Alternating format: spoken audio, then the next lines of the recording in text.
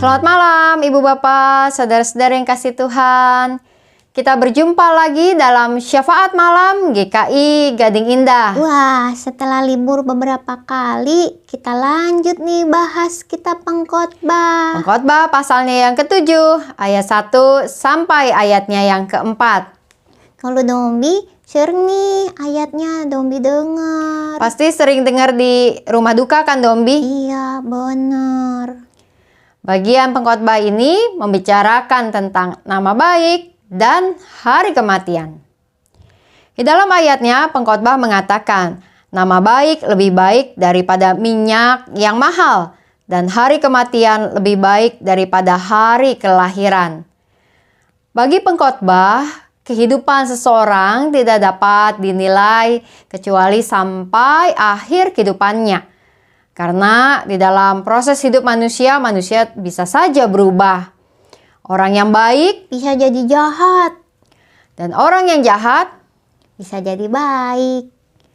Ketika seseorang mengakhiri kehidupannya, maka dapatlah kemudian diberikan sebuah kesimpulan tentang perjalanan hidupnya. Biasa kita katakan ada eologi, yaitu ada sebuah kesaksian atau cerita atau bahkan juga biografi seseorang yang meninggal kemudian dibacakan di rumah duka, baik di pemakaman atau di tempat kremasi.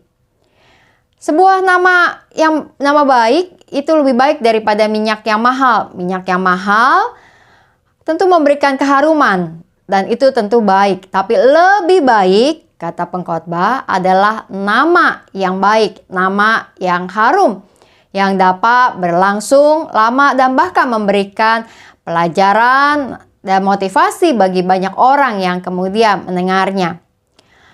Lebih lanjut, pengkhotbah mengatakan pergi ke rumah duka lebih baik daripada ke tempat pesta, karena di rumah dukalah kesudahan setiap manusia. Hendaklah orang yang hidup memperhatikannya. Bertahun-tahun yang lalu, Ibu Bapak, saudara-saudari, ada seorang bapak yang beberapa kali saya lihat di rumah duka Husada. Ketika pada zaman itu rombongan kedukaan biasa menyewa bus untuk ke tempat kremasi atau pemakaman. Beberapa kali bapak ini terlihat ikut dalam rombongan bus, walaupun sebenarnya dia tidak kenal dengan mendiang maupun keluarganya. Oh, jangan-jangan supaya dapat nasi kotak. Ada yang mengatakan demikian. Namun bagi saya lebih baik mungkin ketika dia punya banyak waktu lebih daripada bengang-bengong di rumah, maka mengisi waktunya dengan beraktivitas, pergi ke rumah duka, lalu kemudian ikut dengan rombongan ke pemakaman atau ke tempat kremasi sambil memikirkan tentang kehidupannya sendiri. Sambil menghibur. Bukankah itu menjadi sebuah hal yang baik? Lebih lanjut, kitab Pengkhotbah mengatakan kesedihan lebih baik daripada tawa karena muka yang muram membuat hati arif. Pengkhotbah tentu tidak memaksudkan bahwa kita hidup ya bersedih saja, susah saja, atau ya cari-cari bahkan pergumulan atau cari-cari masalah yang membuat kita bermuka muram. Namun yang dimaksudkan adalah oleh kitab Pengkhotbah adalah ketika kita menghadapi kesedihan kita karena kematian orang-orang yang kita kasihi, atau bahkan ketika kita menghadapi berbagai pergumulan-pergumulan hidup, maka hal-hal itu membuat kita menjadi merenung. Dan itu menjadi lebih baik karena dengan pergi ke rumah duka dengan hati yang muram, kita akan menjadi orang-orang yang dapat lebih memikirkan tentang kehidupan kita. Memikirkan tentang akhir dari kehidupan kita dan bahkan juga tentang bagaimana kita mengharapkan kehidupan kita terus berjalan sampai pada akhirnya. Dan ayat yang keempat kemudian pengkhotbah mengatakan hati orang berhikmat ada di rumah duka, tapi hati orang bodoh ada di rumah tempat bersukacita. Orang yang berhikmat hatinya ada di rumah duka. yaitu ketika mengingatkan akan diri sendiri akan akhir kehidupannya, dan bahkan belajar dari pengalaman hidup mereka yang mendahului kita. Kita bisa belajar dari kebaikannya, kasih sayangnya, jiwa sosialnya, mungkin juga orang yang begitu dekat dengan keluarga, rajin pelayanan, dan bahkan juga belajar dari kesalahan-kesalahan orang-orang yang telah meninggal dunia.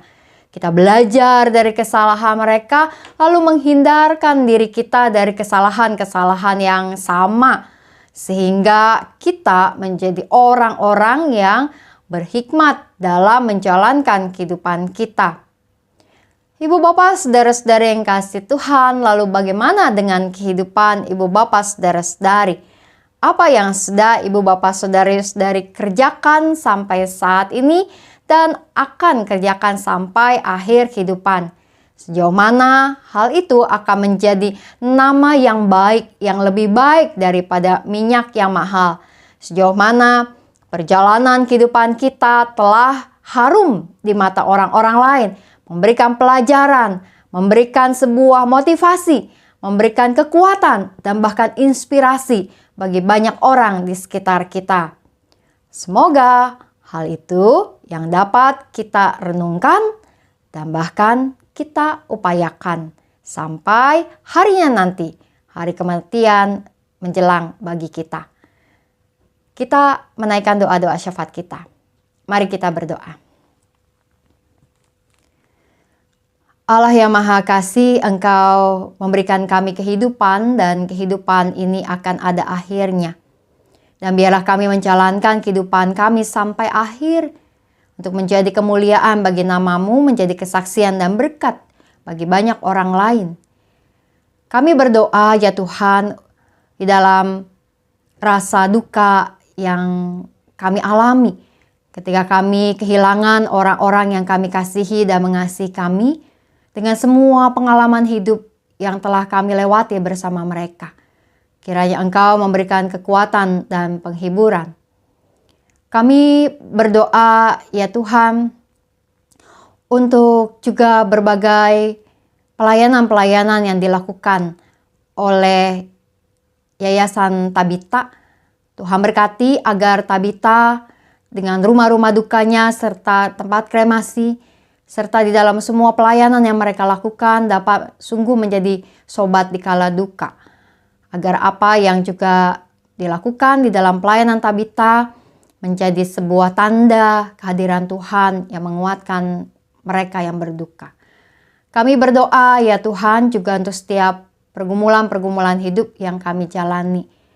Biarlah kami belajar dari setiap pengalaman yang ada, tidak menyerah dan bahkan juga bersedia untuk terus dibentuk oleh Tuhan sampai akhir kehidupan kami. Engkau ya Tuhan yang berkenan memberikan kekuatan, hikmat, jalan keluar, bahkan kegembiraan bagi umat-Mu yang berada di dalam pergumulan-pergumulan hidup. Baik pergumulan dalam rumah tangga, pergumulan dalam kondisi kesehatan, di dalam usia yang lanjut, di dalam berbagai rencana-rencana kehidupan ke depan. Engkau ya Tuhan terus menuntun. Kami berdoa ya Tuhan untuk kehidupan kami sebagai gereja-Mu, untuk sakramen baptis anak tanggal 2 Juni nanti di GKI Gading Indah, untuk setiap anak-anak yang akan dibawa oleh orang tua mereka menjadi bagian dari anggota kerajaan Allah. Biar Tuhan berikan kesehatan bagi mereka dan setiap orang tua juga dapat menjadi penerus iman bagi anak-anak mereka. Kami berdoa ya Tuhan juga untuk berbagai kegiatan-kegiatan yang kami lakukan dalam kehidupan bergereja kami, segalanya kiranya berlangsung dengan pimpinan-Mu.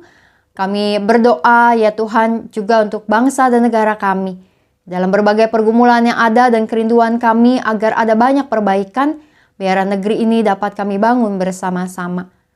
Kami membawa doa kami ke hadapan hadirat-Mu. Kami percaya Engkau mendengar. Dalam nama Tuhan Yesus kami berdoa. Amin. Selamat menikmati malam ini Ibu Bapak Saudara-saudari dan salam 3S. Sehat, semangat dan sukacita. Tuhan memberkati.